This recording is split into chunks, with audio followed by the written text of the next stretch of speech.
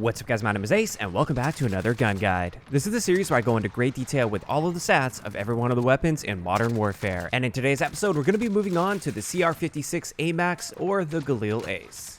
And first up, as always, let's have a look at the damage profile. So with this, we have our base damage profile, and then we have our upper torso damage, which is boosted. Basically, while looking at this, you do have a 3-shot kill potential anywhere in the body up close, even if you're shooting them in the toe. However, once you start to get to mid-range, you will have to start incorporating upper torso shots if you want to continue getting a 3-shot kill. At most though, with upper torso shots, this will drop off to a 4-shot kill. Technically, at really long ranges, you can get a 5-shot kill if none of your bullets are hitting them in the torso though.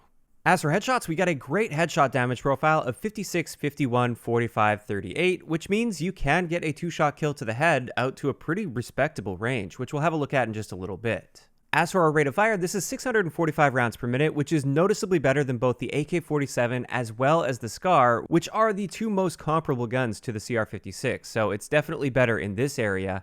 And what this means for our time to kill potential is in the 3-shot kill range, it's going to take you 186 milliseconds to kill, which is an extremely solid time to kill. And that does drop off to 279 milliseconds in the 4-shot kill range. As for our absolute minimum time to kill, assuming we get that 2-shot kill to the head, this is just 93 milliseconds, which is almost instant. Now, moving on to our ranges, our guaranteed 3-shot kill potential, even if you're shooting them in the toe, this extends out to about 24 meters, but our 3-shot kill potential, assuming we're getting upper torso shots, this extends all the way out to 40 meters, which is extremely solid for an assault rifle. Beyond that, we get a guaranteed 4-shot kill out to 55 meters, and then beyond 55 meters, you do have to be hitting an upper torso shot if you want to still get a 4-shot kill, and you don't want it to drop off to a 5-shot kill. It's also worth noting our 2-shot headshot potential extends out to 40 meters, which is very, very solid. Taking this into hardcore, the CR56 is an excellent gun for hardcore modes. However, unlike the CR17 and the AK-47, which, like I said, are the two closest guns to this does actually drop off to a 2-shot kill, whereas those other guns will always be a 1-shot kill at any range. Our guaranteed 1-shot kill potential is 40 meters, and then our upper torso 1-shot kill potential extends out to 55 meters. But this brings us into hipfire, and no surprises here, the AMAX has very standard hipfire for the assault rifle category. And that also applies to our idle sway. It's very standard for assault rifles. There is a little bit of movement while aiming down sights, but it's fairly slow moving, and it's generally not going to hurt you in too many situations. As for recoil, I was very pleasantly surprised that the recoil pattern is great on this. It kicks pretty much straight upwards with very little side-to-side bounce, and also, unlike the AK-47, there isn't a really big jump after the first shot or two, and this means it's just really nice and consistent when it comes to recoil, and this is one of the reasons that I definitely prefer this over the AK-47 when it comes to the higher damage sort of assault rifle. Now, as for handling, our aim down sight time is 284 milliseconds, which isn't bad for a higher damage assault rifle, but it's also not the fastest assault rifle by any means. I would say it's kind of middle of the road here. Then our sprint out times are both standard for the assault rifle category. The regular sprint out time is 267 milliseconds, and the tactical sprint out time is 400 milliseconds. When it comes to magazine capacity, this is very standard for assault rifles at 30 rounds with 60 in reserve. And when it comes to our reload add time, this is a little bit on the slower side for assault rifles at 1.69 seconds. However, we can cut that down very significantly with the sleight of hand weapon perk, which will bring our reload time all the way down to just 1.1 seconds. Moving on to movement speed, our movement speed with this is 93.5%, which is fairly standard for assault rifles, nothing too out of the ordinary here, and the same thing goes with our aim down sight strafe speed. This is fairly standard at 47.5%. And with that, that pretty much wraps it up for all of the base stats of this gun. However, we do have several unique attachments I want to cover, and the first one is the 10-round 7.62 M67 rounds. This converts the gun into semi-auto, and it really significantly increases the amount of damage you deal. As you can see here, it's now going to take us 2 to 3 shots to kill, depending on where on the body we're going to be shooting them. We have different multipliers for the limbs, the lower torso, and the upper torso. So essentially, the higher up on the body that you're shooting them, the longer the 2-shot kill range is going to be.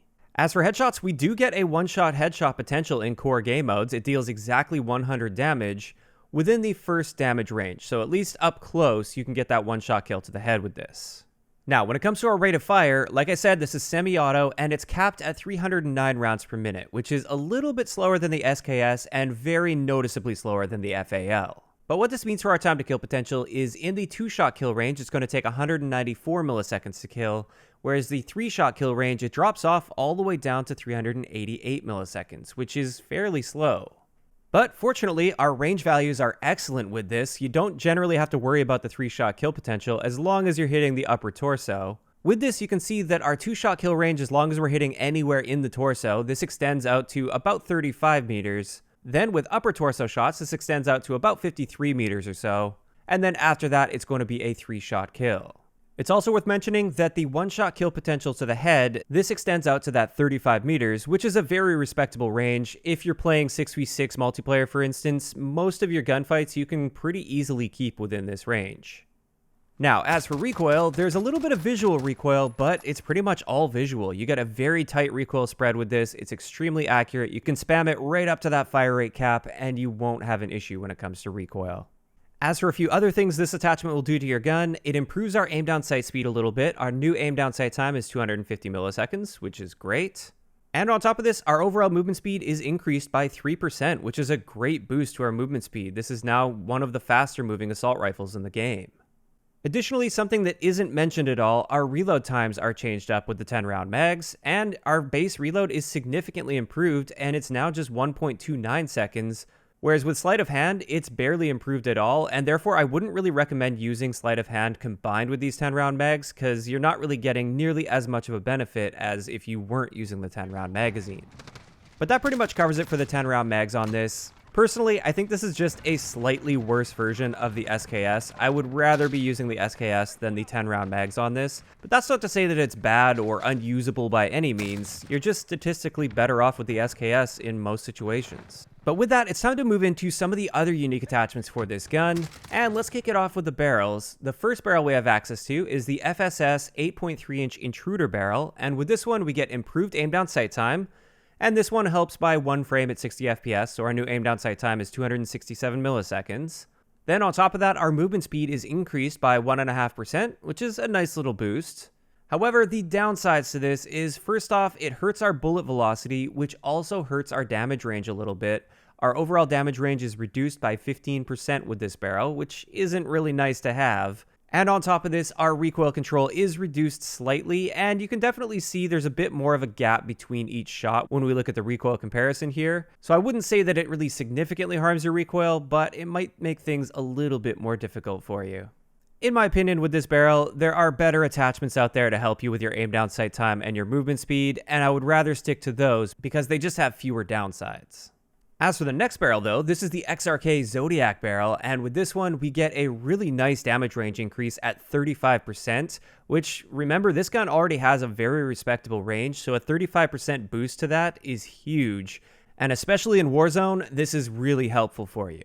On top of this though, we get improved bullet velocity and improved recoil control, which if we have a look at it right here, you can definitely see a noticeable improvement. It's quite a nice recoil pattern here. Things are a little bit tighter, so you'll be hitting your target a bit more consistently at longer ranges. However, these amazing upsides do come with some pretty big downsides as well. First up, our aim down sight time is really significantly slowed down. Our new aim down sight time is 350 milliseconds, which is very, very slow for an assault rifle. And on top of that, our movement speed is reduced by 2.5%, which is noticeable, but I have seen worse with similar attachments on other guns. And when you look at the benefits of this barrel, I would say, depending on your playstyle, it may be worth it. But this does leave us with just one more barrel, and this is the FSS 11.8-inch Squall barrel. And with this one, we get improved aim down sight speed, and this one improves our aim down sight speed by 2 frames at 60 FPS, so it's now 250 milliseconds, which is a nice little boost. And the only stated con is a loss of bullet velocity, but this also reduces our damage range by 10%, which really isn't so bad. So overall, if I'm trying to make a faster, snappier version of this, I would much rather have this barrel compared to the first one. Now, moving on to the next unique attachment, this one is in the stock section, and the only really unique stock here is the CR56 Exo stock, which is essentially the skeleton stock on like the AK-47, for instance. But with this one, it improves our aim down sight speed by just 1 frame at 60 FPS. However, the biggest upside to this is it improves our aim down sight strafe speed by 17%, which is a massive boost. This allows you to strafe side to side quite a bit faster, which can really help you avoid shots, especially at longer ranges while you're in a gunfight. And therefore, it's often a great choice. But finally, for unique attachments on this gun, we've got the 45 round extended mags, and with this one, our aim down sight speed is actually slowed down by 1 frame at 60 FPS, so it's now 300 milliseconds. And on top of this, our overall movement speed is reduced by just 1%. And with that, that pretty much covers it for all of the important stats that I wanted to share for this gun. However, it's now time to move into some great attachment combinations and example class setups. And the first attachment combo I've got here is actually my favorite combination for Warzone as well as Ground War at the moment. And with this, we have the monolithic suppressor, the Zodiac barrel, which is that long barrel that helps with recoil and range by quite a bit, the CR56 Exo stock, combined with the stippled wrap, which is the same as like the stippled grip tape from the other guns, which helps us with our aim down sight and our sprint out time. And this combination is great for counteracting that really slow aim down sight time that we get with the Zodiac barrel. And to top all of this off, we've got the 45 round magazine, so we can deal with people that have armor as well as multiple enemies if we're playing Ground War, for instance. Taking that into an example class setup for Ground War game modes, we've got the M9 as our secondary. You can use whatever you want here. EOD for perk 1, Ghost for perk 2, and then finally Shrapnel combined with Thermites for perk 3, and to top all of that off, we've got a Stim Shot. So that's the first class setup that's really designed to excel at the medium to longer ranges. It's not really amazing up close though. This next one is designed to be much more versatile at those closer to mid-range gunfights while still being very solid at longer ranges. With this one, we once again have the monolithic suppressor. We don't have any barrel attachment on this. I feel like it's just fine without any barrel attachments, but I'm not really a fan of the base iron sights on this, so therefore we are using the Solo Zero mini reflex optic. That's just my favorite mini reflex to use. Then to help a little bit with our aim down sight time, we have that stippled wrap, we've got the 45 round magazine, and then finally we have the Merc foregrip, which is going to help us a bit with our recoil as well as our hipfire spread. And taking that one into an example class setup, once again, secondary doesn't really matter, whatever you want to use. I really like the Renetti. Then when it comes to perks, I've got this one designed a bit more for an aggressive rushing playstyle, so we've got Double Time, Ghost, as well as Tune Up, which is going to help us get our dead silence faster. Then for our lethal, this is a C4, and our tactical is a Stim Shot. And with that, that pretty much covers it for today's gun guide on the CR56 AMAX. As for my thoughts on this, I think this is the best full auto high damage assault rifle in the game. I definitely prefer it over the CR-17 as well as the AK-47, and I feel like it really fills a nice role in the assault rifle category. Finally, I feel comfortable branching outside of the full auto 5.56 assault rifles because up until this point, they've just been straight up dominant. It's not that the AK or the SCAR have been unusable and really bad, it's just that in almost every situation, I felt more comfortable with a 5.56 until now. I really do like this AMAX quite a bit, and I would classify it as an upper tier assault rifle. But of course, that is just my opinion. I'd like to know in the comment section below, what do you guys think of the AMAX? Do you think it's really good, really bad, somewhere in between?